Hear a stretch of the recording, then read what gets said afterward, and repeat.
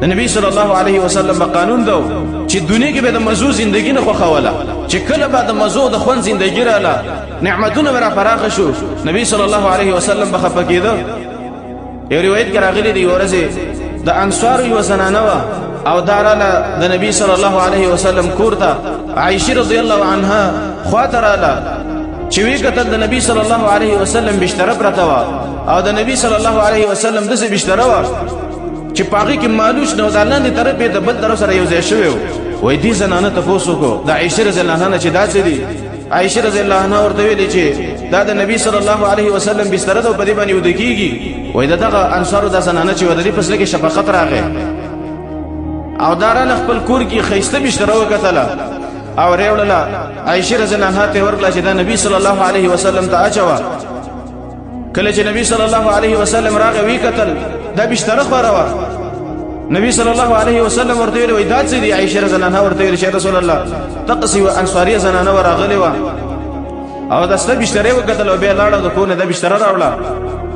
نبی صلی الله علیه وسلم عائشه ته ویل وای ردیه وای دا بستر ته واپس کا او زمانه لری کا عائشه رضی الله عنها وای نبی صلی الله علیه وسلم د امر د په سختۍ سره ونه کو ما د بستر راوغسله او د ځان سره میکی خدله ما د قیمتي بستر ده وای نبی صلی الله علیه وسلم به ولیدله به راته ویل چې عائشه دا واپس کا دریم کړه ته راته به ویل چې عائشه دا بستر ته واپس کا به راته ویل چې عائشه لو شئت ان يسير معي جبال الذهب والفضه کچیر د ما غختل رب العالمین په مسره د سرو زرو د سپینو زرو غرونه روان کړي وي او سره سپین به الله ما ترا کړي وي خو لیکن زدا نه غواړم د دنیا د محبت زنه غواړم او په دنیا کې زدا مسوج ژوند نه خوما وای نبی سلام دا خبره وکړه الله نبی صلی الله علیه وسلم ته دا اختیار ورکړو کچیر ته ځان نبی او بادشاہ جوړول غواړي او کچیر ته ځان نبی او غلام جوړول غواړي وای نبی صلی الله علیه وسلم ویل چې الله ځان نبی او غلام جوړول غواړم زه ستا غلام یم او نبی دی ما خدا نه کوم چې زه د نبی مو بادشاہ یم د نبی صلی الله علیه وسلم د زندگی خو خوا به تعالی اختیار ورکو الله رب العالمین ورته ویل کستا خو رزق باندې پراخه کما نبی صلی الله علیه وسلم ویل چې الله ما دا خو خدا چې اجوع یوما واشبع یوما خیر دی اورز دې زوګې ما او اورز دې زموړې ما دا ما خو زندگی ده فاذا شبعت حمدتك وشكرتك کله چې زوګې شمه زبستا حمد و زبستا شکر وباسما واذا جعت کله چې زوګې شمه نتضرعت اليك زبتا تعجزي وکما قانون دا دی دنیا کې چې څوک غریب او هغه سره من نه دا همیشه الله رب العالمین تعجزي کوي چې الله مال می پکار دی دا می پکار دی دا او کله چې انسان موړي او د دې سره روپۍ نو دا هیڅ کله الله رب العالمین تعجزي نه کوي همیشه دا په خپل مزو چرچو کوي نبی صلی الله علیه وسلم دعا کوله او دا به ویل چې الله دا زندگی زما خو خدا چې یو ورځ وګی ما یو ورځ موړې ما چې کله موړ شم ستا شکر به واسم کله چې وګی شم تا ته به عاجزي وکم دا د نبی صلی الله علیه وسلم زندگی او چې نبی صلی الله علیه وسلم زندگی ته راولا یو ورځ نبی صلی الله علیه وسلم ده